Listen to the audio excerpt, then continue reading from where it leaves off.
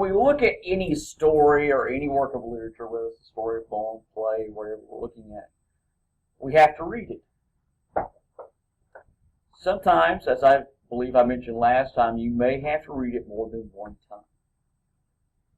Occasionally, you might be able to recognize what you need to on the initial read-through, but typically you're going to need to read several times. I know for some of you are going, but I don't want to read Hamlet several times. I don't want to read it the first time. Sorry. I am also very pragmatic, having taught for a number of years, over 30 years. I know some of you will not read the assigned works. I wish you would, but I know that some of you will not. You will occasionally have to read some of them because you'll have some daily assignments, such as the one we're going to do today, or at least what you will work on for your first daily assignment. It asks very specific questions about the story of an hour. So you'll have to read the story of an hour to be able to answer the questions. Luckily, as I pointed out for you, story of an hour is a very short story. It's a little over 1,000 words. That's it. It's 2 pages here. It'll show you when you call it up on your screen of your computer. If you call it up or you see it on the screen that I have posted here, it shows it's 1,021 words. That includes the title and her name. It's not very long. Occasionally, you will have a longer work to read. Hamlet is 60, 70 pages, I think, in your textbook, something like that. And you're going, I don't want to read that much. Well, then I guess you won't be writing about Hamlet. And you have to hope that what I cover in class will cover it for you. Or you go, well, can I at least watch a video of it? Well, I will post some links to some credible versions of a play for you to look at. But you really need to read along with it so you can understand what's going on. And that way you wind up reading the play anyway. So. But reading is going to be important. And reading in a critical way is different from simply reading, as quite often we do. Just, okay, what are the details and we're through with it. Or reading in a magazine or a newspaper, reading articles there, which I know many of you probably do not read newspapers anymore, but that's okay. But you probably do look at your phones and read some of the articles there, right? You're not trying to study those. You're trying to read it, get through it, and go to the next one. And that's why journalism writing is different from writing formal arguments. They're designed to be short. They're designed to be very pithy in that way, that compressed information, present all straightforwardly, and follow that way. So there's a difference in the kind of writing that you read as literary, the kind that you read for journalistic, and the kind that you will read when you're going over your own essays that you write. This story is written in a very condensed manner, so it does take long to read. The opening paragraph, as hopefully you've already noted, because I did ask you to be reading the opening paragraphs here on the screen, it's one sentence. It's one sentence. That's it. It doesn't take long to read that first paragraph. If you'll notice, the other paragraphs are not very long either. Those first 5 paragraphs. They really aren't. It doesn't take long to read this. But when you have read the first paragraph, which goes this way, knowing that Mrs. Millard was afflicted with a heart trouble, great care was taken to break to her as gently as possible the news of her husband's death. When you have read that, I know, because you have looked at it several times now since I've been talking, I know that you've already noted, look what that woman has done. That woman has given us an insight into the rest of this story already. And when you read the second paragraph, you go, there she's going again. There's another one of those literary techniques, devices that people utilize. More foreshadowing is already introduced. I know that's what's going through your mind. Because you're looking at this. I know, I'm being facetious, Mr. Doyle. Give me a break. But see, that's what I asked you to do. when I ask you to read the works, I need you to read them on a critical level. Now, I mentioned this several times usually when I teach this story. I've taught this story for a long time. If I had been Mrs. Chopin's editor, I would have probably, because grammar is important to me, I probably would have told her, you need to fix that first paragraph. As you all note, and I'm sure you have noted, she has a dangling modifier. You know what a dangling modifier is? They don't either. A dangling modifier is when you use a modifying phrase that's supposed to describe something, and you don't have the something in the sentence it's supposed to describe. The opening of the sentence, knowing that Mrs. Millard was afflicted with a heart trouble, is a participial phrase, which actually has within the participial phrase a subordinate clause. Going, yeah. I like the fine tunings of grammar. It's wonderful. Grammar is wonderful. Going, Knowing is a participle. It is not a verb. It's a verbal. That means it's a form of a verb that is used in different ways. Knowing will never be a verb unless it has a form of be in front of it, such as was knowing, were knowing, had been knowing. Then it can be a verb. It's part of a verb phrase. Otherwise, it's a participle. And participles can be used to create verb phrases, or they can be used as adjectives. And adjectives, of course, describe nouns. So when you have a modifying phrase, that's a participial phrase, such as knowing that Mrs. Millard was afflicted with a heart trouble, after that phrase you need to have, if that's going to start your sentence, after that phrase you need to have, well, who was knowing? Knowing that Mrs. Millard was afflicted with a heart trouble, her sister took great care to break to her as gently as possible the news of her husband's death. That would be the actual logical, grammatical way of writing that. Which, if you write in your paper the participial phrase, I will expect you to follow the conventions of literature. Conventions of grammar. This work is of literature, and people who write literary works get away with all sorts of things that you will not.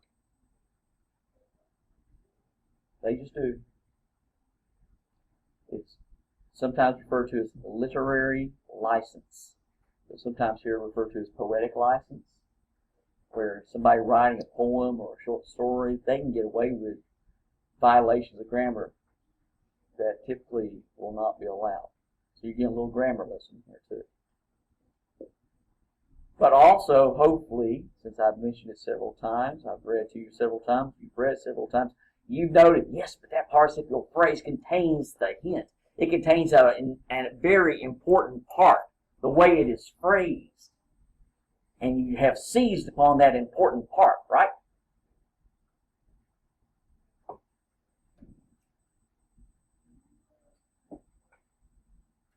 No? Well, look at what it says. Knowing that Mrs. Millard was afflicted with a heart trouble. Yes, sir? Knowing how, not one sentence alone, I already know it. That's what's supposed to foreshadow. One of the key words in there indicates all of that for us. Just one of the words. Trouble. You say heart trouble. Typically, what would we say? When we say somebody has heart trouble, we say they have what? Heart disease, heart problem, right? The word trouble changes things up. It's a diction choice. But that's not the word I'm talking about. That's important. You know the word that's important? So I can show that hopefully here. They won't see it. It's that. The word a. What does the word a imply?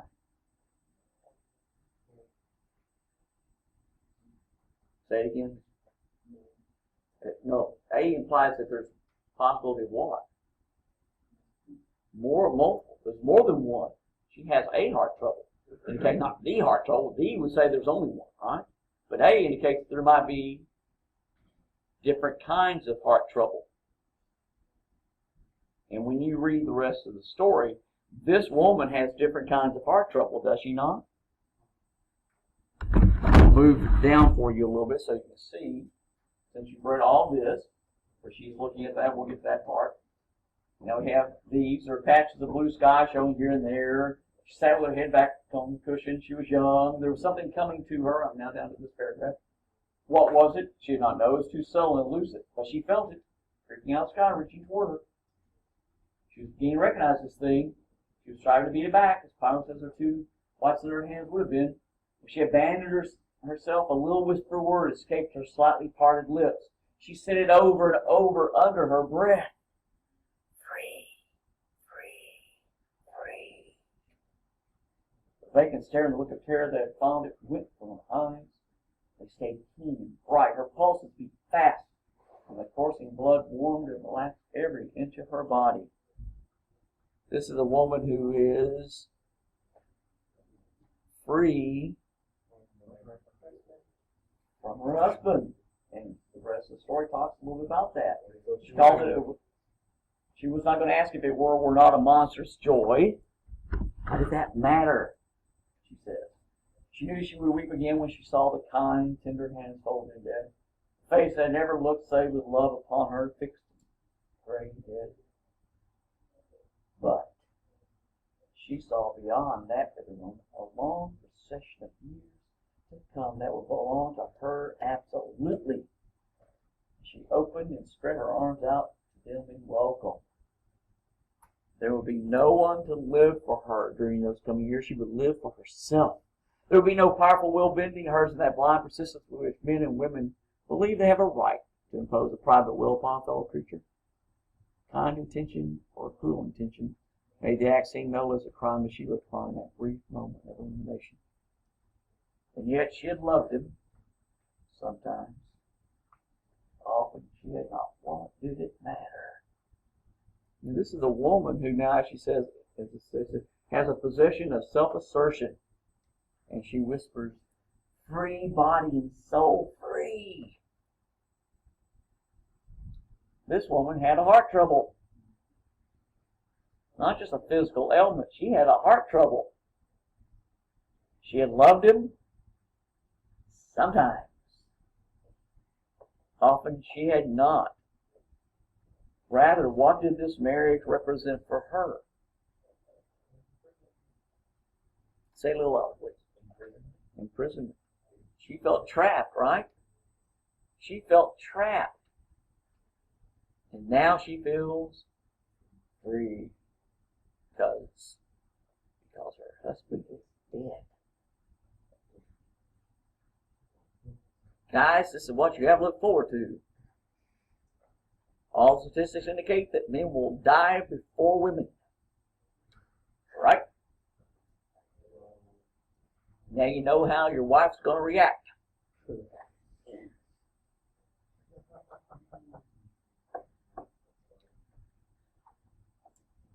This is what we see. But it was already set up for us with a heart trouble. Not just heart trouble, heart problem.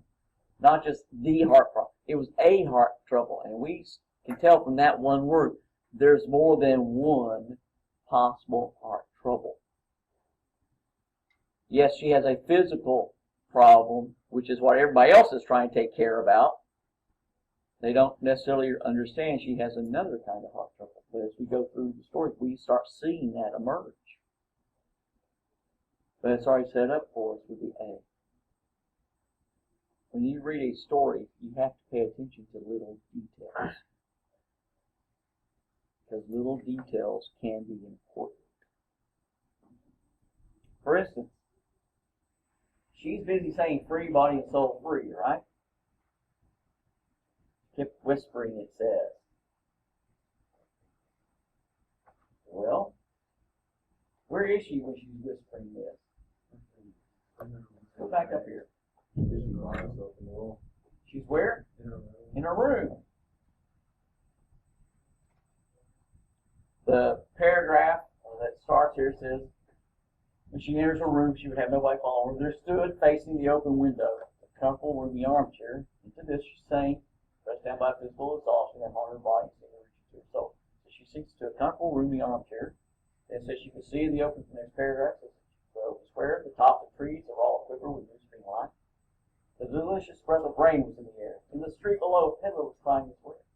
The notes of a distant song which someone was singing reached her faintly, and countless sparrows were twittering in the evening. Next paragraph, there were patches of blue sky showing here and there through the clouds that had met and piled one above the other in the west, facing her window. So she's looking out a window outside, and she is saying, free, free, free, body and soul, free. And she is where?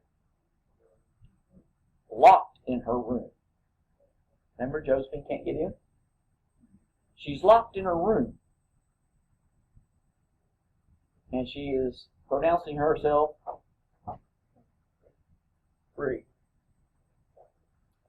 That is what we call irony.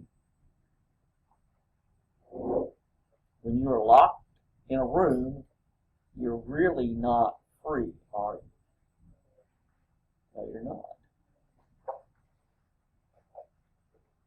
There are different kinds of irony. We have verbal irony, where you say one thing and it means something else.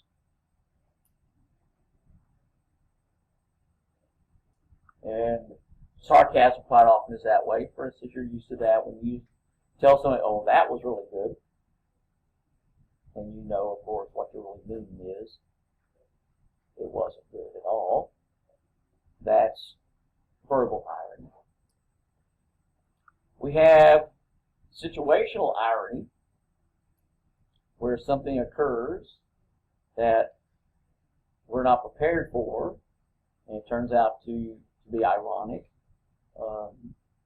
The idea that you have, let's take an extreme example, you're involved in an accident, and so you're having to be taken to the emergency room, and you're being wheeled into the operating room, and the nurse you meet, this can go for either guys or girls, nurses can be military people, the nurse you meet winds up becoming the person you fall in love with.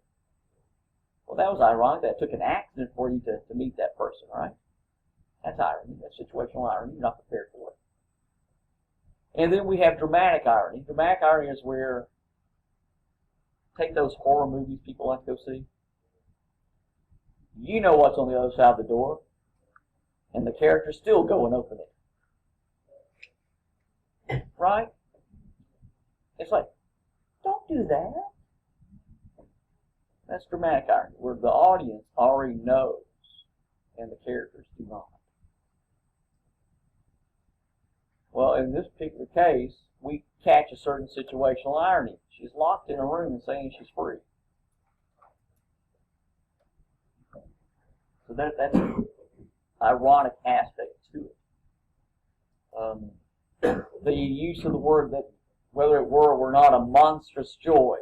That's a little verbal irony, a little almost paradoxical aspect. How can joy be monstrous? Monstrous is supposed to be terrifying, right?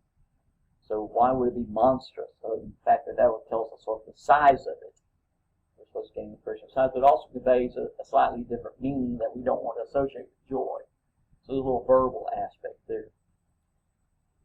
Throughout the story, we have a number of ironies. This story is filled with that. Because we get to the last part of the story, where she's saying free body and soul, and then we have Josephine, saying you're going to make yourself ill. What are you doing? Open the door. And then Louise, Mrs. Mallard, says, go away, I am not making myself ill. No, she was drinking a very elixir of life through that open window. Then we get to the last 5 paragraphs. Her fancy was running wide along those days ahead of her. Spring days and summer days and all sorts of days that would be her own. She breathed a quick prayer that life might be long. It was only yesterday that she had thought with a shudder that life might be long. Notice the repetition of the same words for very different meanings. That's a little irony also. She arose at length and opened the door to her sister's importunities. There was a feverish triumph in her eyes, and she carried herself unwillingly like a goddess of victory. She clasped her sister's waist, and together they descended the stairs. Richard stood waiting for them at the bottom. Now Richard was the friend, remember? He was the one who brought the news. This was her husband's friend Richard was there too. Never as he who had been in the newspaper office when intelligence of the railroad disaster was received with Brentley Millard's name leading the list of killed. He, meaning Richards, had only taken the time to assure himself of its truth by a second telegram and hastened to forestall any less careful, less tender friend in bearing the sad message. That was Richard. That's right with me. So the only time we see him until this point. So anyway, she comes down, Richards is waiting for him. Someone was opening the door with a latchkey. It was Brentley Millard who entered. A little travel shade, composedly carrying his gripsack and umbrella.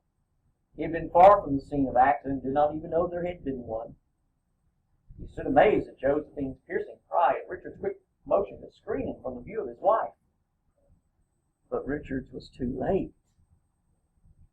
When the doctors came, they said she had died of heart disease, of joy that kills.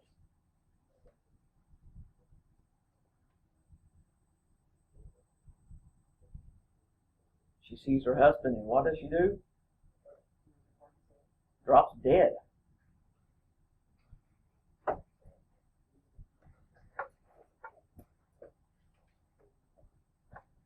And of course, the doctor says she died from what? Joy. No? Well, what was it then? Shock, disappointment, we had someone say over here. Wait, so she wanted her husband to be dead too? Yeah. She knows Yes, sir. Really with all the irony that's been shown in this story, it's really hard to tell what kind of joy actually is. Well, earlier it said a monstrous joy, but in this case, the joy that kills, the doctors, the supposition we get from that is the doctors are saying that she was happy to see her husband to the point where it was so overwhelming it led to her demise. But we know that she'd already experienced joy, hadn't she? And what happens to that joy when Brentley walks in? Taken away. It's taken away from her. So in this story, we have a number of elements and aspects that are part of it, which you'll find with these questions. 4, 5, 6. Bear with me as I pass these out there. Everybody, that's not far from number 6 here. 2, 3, 4. If you guys will pass them all the way over straight across. 2, 3, 4. So pass those all the way across. 2, 5. You wrote it out last time? Right now, I'm doing You can, but I also want you to fill it in here, so you can always go online and check see what you did. But I sent in a file, but I sent in the board where they're telling us on accident, so I sent you the. so well, fill it in this way, and I can go and override that then. Because I sent the other one in. That's perfectly understandable. When we look at these questions, when you look at a story, one of the ways that you can approach a story to try to figure it out is to read it, of course, more than one time. Try to pick out what seems to stand out for you. I've already pointed out for you some of these. And different techniques are going to be employed. These literary devices and techniques that writers utilize are designed to help emphasize certain themes, certain issues. They can help bring out certain understandings. This particular story by Chopin is in chapter 10 of your textbook. And chapter 10 focuses upon historical and cultural context, women in the turn of the century America. And so you can read some background material there about what was taking place in society at that time, how women were regarded, etc. Gives you a little bit of context. Also, hopefully, you have covered historical time periods in other classes. So sometimes we can look at a story and see how the historical or social or cultural context of the story might offer some other avenue of approach to it. In this case, as you noted, I'm sure, at the end of the story, it shows you the date of the publication is 1894. So that gives you a little bit of the historical, cultural, social context. And you know that in 1890s, actually all the way into the early part of the 20th century, women had very limited rights and roles in society.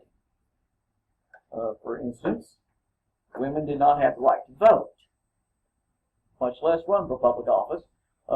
They did not have the right to vote. That doesn't happen until 1920. Yeah. Takes us a little while. Likewise, women's pursuit of education was very limited. You had women's colleges and schools, but for the most part, those were very limited. Women were expected, perhaps, to learn watercolor painting or music, maybe some other aspects, but nothing of a political nature or a career choice. Women were not going to have those kind of careers. You weren't going to go on the law school, ladies. You weren't going to go into medical school. That wasn't going to happen. That was very, very limited with what you had offered to you. This is the context of the story. Consider how the main character of the story, everybody knows who the main character of the story of an hour is? Not Louis, pronounced Louise, okay, folks? There's an E on the end of it. Louise Mallard, right? Sometimes if you decide that Chopin, who likes to write many of her stories based in Creole, Louisiana, you might hear it pronounced Mallard. How is she identified when we see her in the very first line of the story? She is called what? How is she named? Mrs. Mallard. What does that indicate, folks? She only has the name of her husband. That's it. Her identity is strictly through her husband.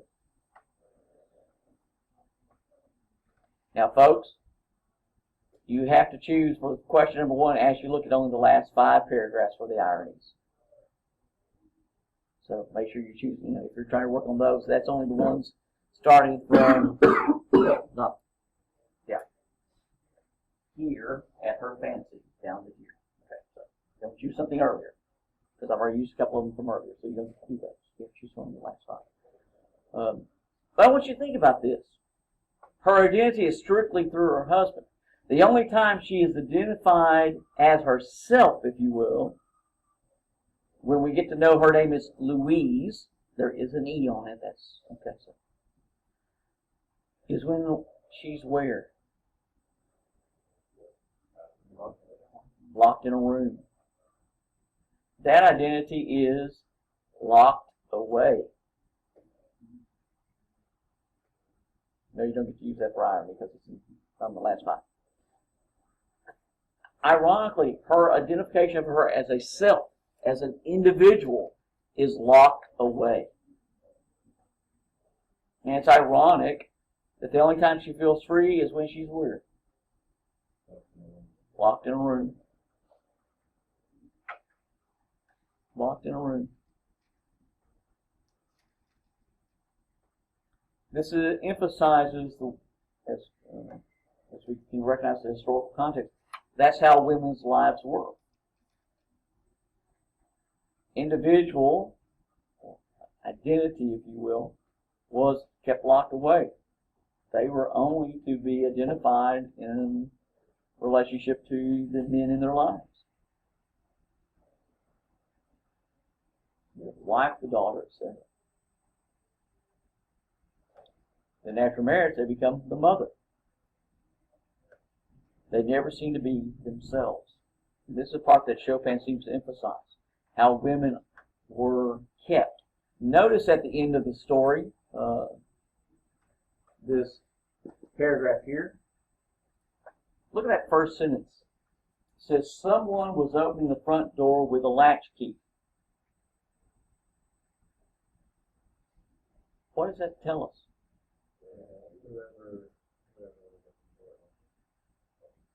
It also tells us, what about that door? That it was locked.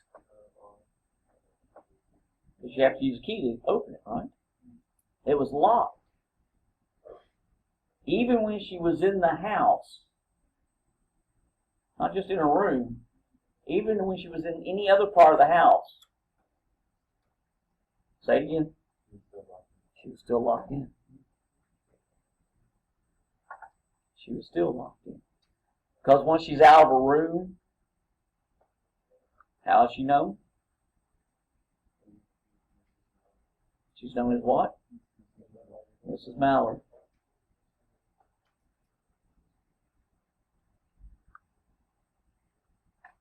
There is no chance for identity any place for her. But she says she's what? Free. Is she really? No.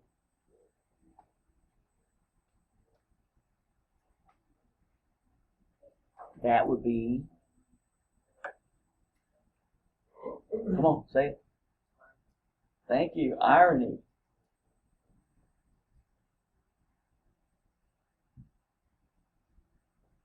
In this case, we know about the sense of being free, etc. So the audience is aware of it.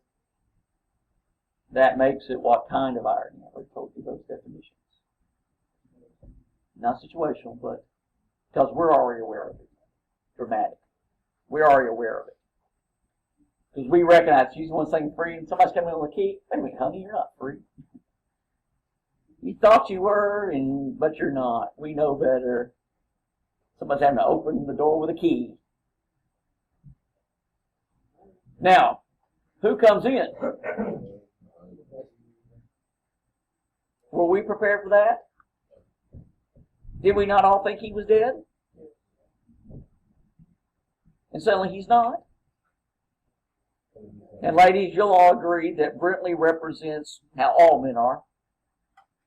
Right? He had been far from the scene of the accident and did not even know there had been one. He was clueless. Right, ladies? Isn't that how you most guys are clueless? They don't know anything. They definitely don't know how you are feeling, right? Because if somebody had asked Brentley Mallard or Millard, how's your marriage going? What do you think he would have said? He thinks it's great. Sure he did.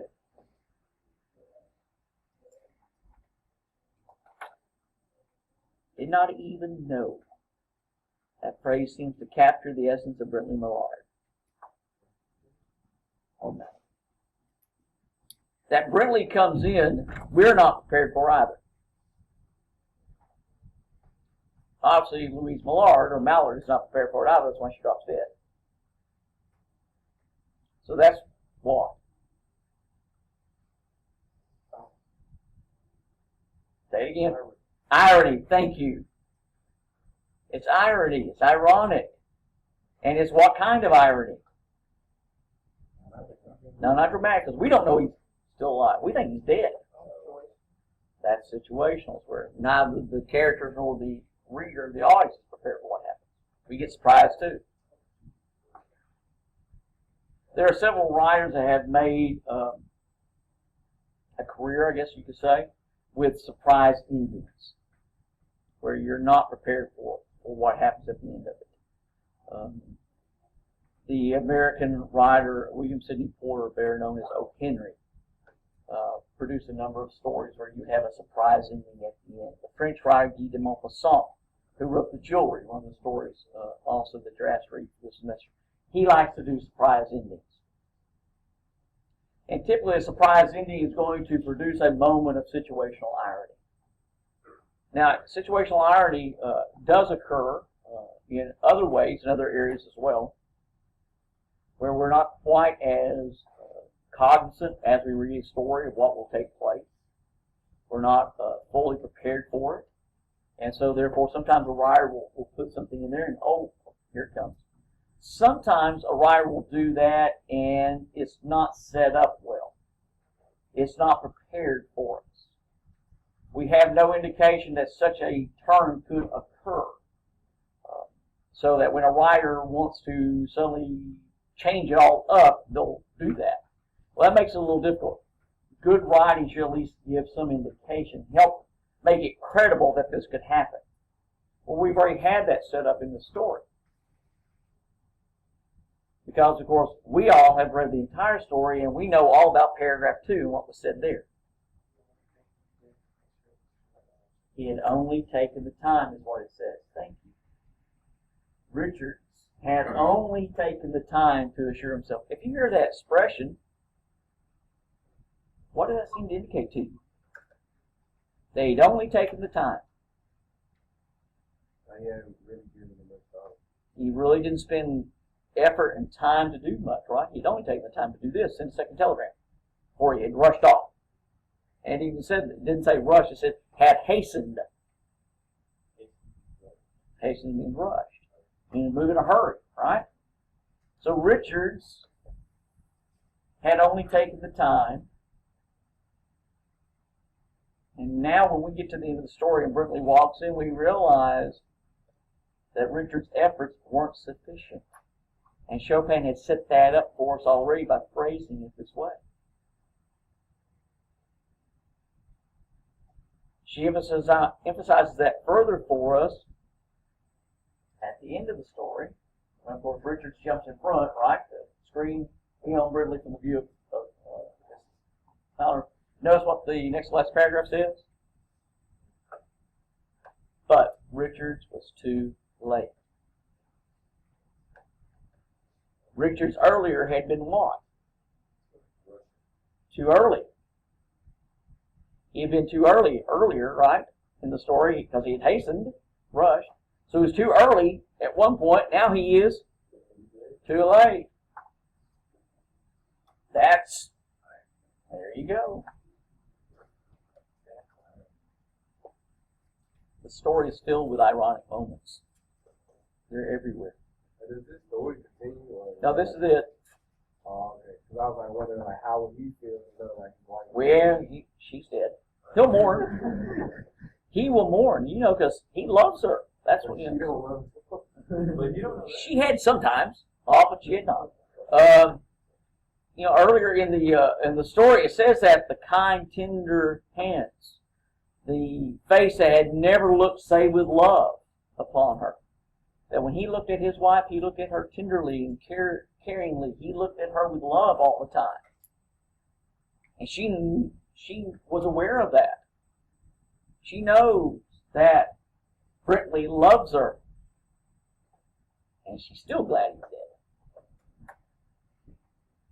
As I told you guys, this is how they look at us. Brendan, you had no comment? I said, he must have been rich. Probably. So, like, she's with him and she had to be dead on. But you have to realize, again, think of the historical context. What choices do women have? Not me. They were raised to marry, have family. And the idea that, remember, we're also told this is not an older woman. It tells us very clearly in this, when she's described for us. She was young.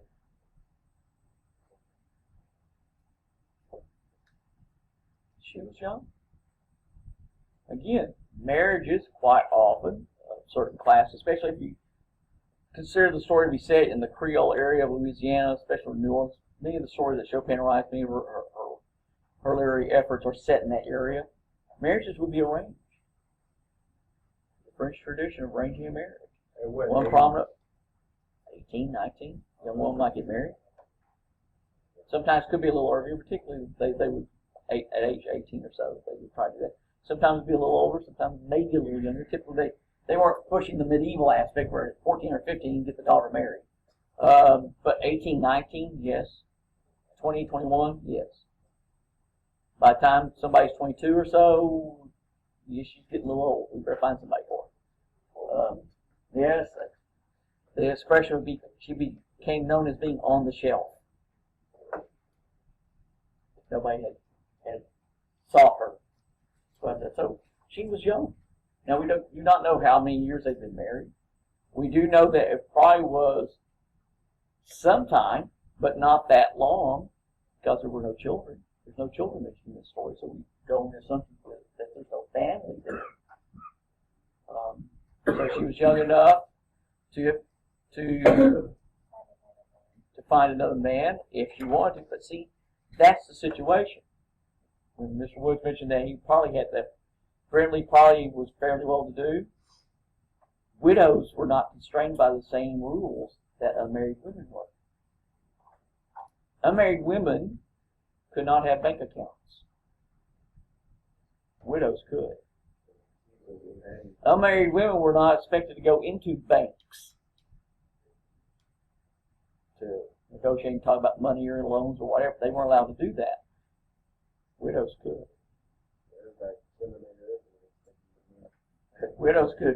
Widows could walk out in public alone. Unmarried women could not. They were expected, if they were from certain classes, again, you're from middle class and up, you're supposed to be always escorted. Go out with 2 or 3 other young women, you might be able to, but other than that, no, you're not supposed to do that. And so the result is that we have widowhood offers certain benefits, if you will, that a married woman or an unmarried woman would not have. As I mentioned about bank accounts and control of money, married women generally of certain classes were on allowances from their husband. Bills were all sent to the husband at the end of the month, who would then call in his wife and go, "Why did you spend so much money on food last month?" And she would say, "But dear, we had your business associates over, so that's why it cost a little bit more this past month." Well, let's cut it down this month. And by the way, it says that you had 2 new hats purchased. Why? Well, dear, you like those hats. Well, I don't care. You don't get a hat now for another 3 months. That could happen. They were in control of it. A woman could walk into her milliner, to her seamstress, and say, "I'd like to order, get a new dress." And the proprietor of the shop would say, "I'm sorry, your husband says you can't have a new dress yet. He's cut off your credit." I'm sure, ladies, you're all going, "Well, that happens now too." Of course, I always have to consult, right? Before you buy a pair of shoes, don't you have to consult somebody before you're allowed to buy a pair of shoes? Or no, you get to do that if you want to. Wasn't that way? The 1890s. There's a sense of control there. These questions are asking you to look at examples. First, it says at least 2. I only ask for 2. Just tell me what the type of irony is. You and explain how it's just saying, well, this is verbal irony. And there's an example of verbal irony in these last 5 paragraphs. Or it's dramatic or situational. Hopefully you'll know which one it is. Second question asks you to look at why is it appropriate for Richards to try to screen Brindley, dress out a little bit, expand upon that idea. And then the third question, if you'll note, now each of these questions, one takes you just identify an example, a technique that a writer has used, irony. The second question asks you to think a little bit specifically about a character and what that character does within the story. The third question asks you to think beyond just the story. It asks you a very straightforward yes-no question. Do you believe the Mallards' marriage was a loveless one? That's a yes-no question. But then you have to go to the story to offer a few points to help justify your yes or your no. How would you describe the marriage given what the story tells you? So this takes you back to the story to pull out a piece or 2 of evidence to support what you have stated. Yes, it's a loveless marriage. No, it's not a loveless marriage. In the story, it tells us blank. Or in the story, Chopin reveals blank. indicating blank about the marriage. That's all it takes. If you'll notice, if you look at these questions, these are the kinds of questions that as you read any literary work, you probably should ask yourself. Why the third question about marriage? Well, clearly this marriage is important, right? The relationship of the husband and wife in this story is a focus of the story. Isn't it? When she learns that her husband is dead, she breaks down and cries. Then she goes to her room and says, "Free." And she talks about seeing him in the coffin. She knows she'll cry again, but hey, what does that matter? When you go through the story, there's several key indications about we're focusing upon this relationship. So therefore, the marriage must be important. When you go through any story, you look for details along those lines. What seems to be a focus? What seems to be important? And that will help you to recognize if this seems to occur at different moments. It references to, in this case, the relationship of Louise Mallard and Brintley Mallard, or Millard.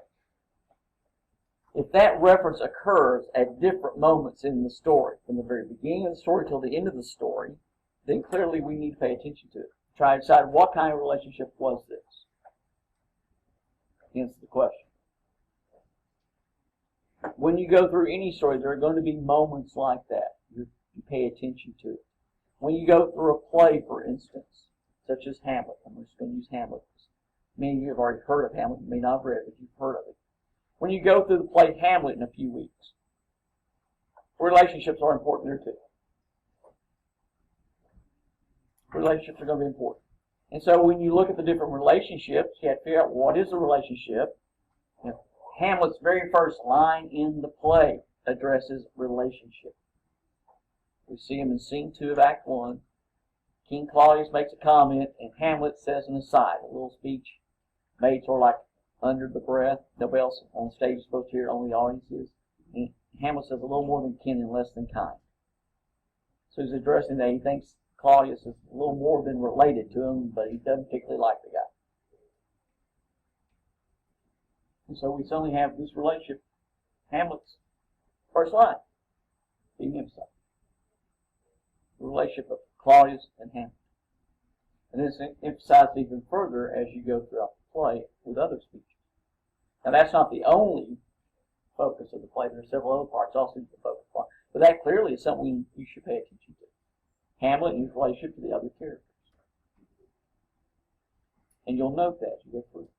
Lines will stand out for you if you pay attention to those. Well, likewise in this story, we see from the very start the relationship. You've already mentioned it. She's called Mrs. Mallard. Opening line, right? She's only identified through the relationship to her husband.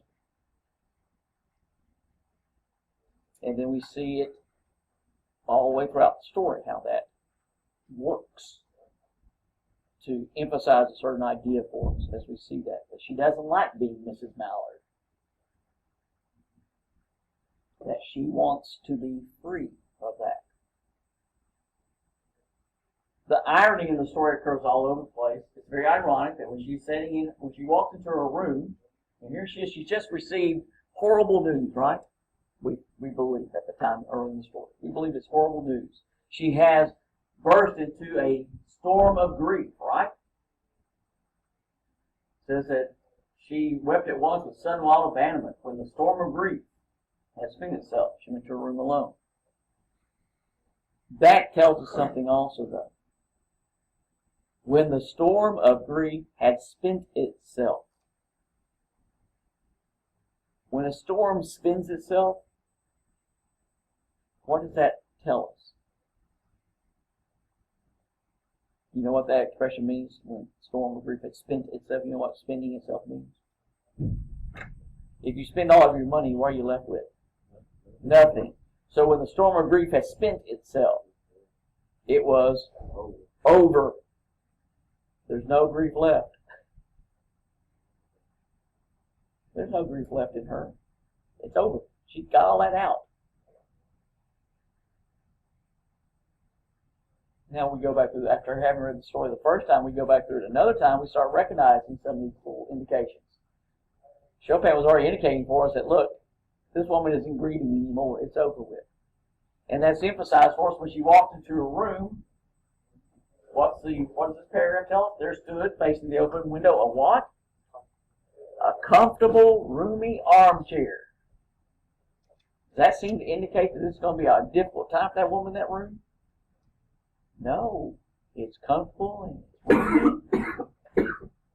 That's almost pleasurable. It's enjoyable. This kind of chair you want to sit in, not like the kind you have here in this room. Wouldn't you guys like to have comfortable, roomy armchairs in this room? Of course, some of you go to sleep in them if we had those kind of chairs. Which is probably why we have these hard chairs that you have to sit in. They're uncomfortable and you have to stay awake. Although some of you still manage to get past that. So, it takes skill. Thank you. I'm glad to know that. It takes skill to do that. But this is what we're looking at. There's a comfortable, roomy armchair. This is not a woman who's upset. She's got to relax. Because the storm of grief has been itself. However, the irony is emphasized. She sits in the armchair and does what? Well, the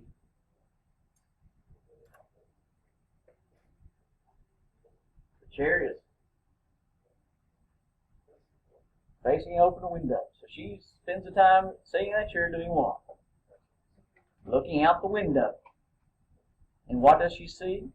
Well, the tops of trees a quiver with new spring life, a delicious breath of rain, kettlers crying wares, songs being sung, birds twittering, sparrows twittering in the eaves.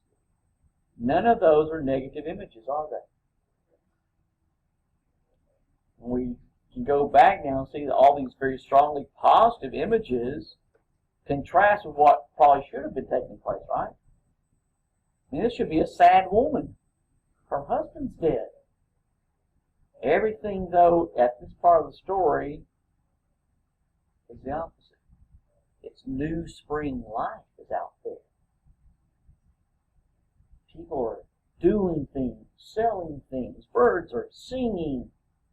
Patches of blue sky are showing. What's it? Patches of blue sky showing here and there. The rain is over and it's just the delicious breath of it, rain.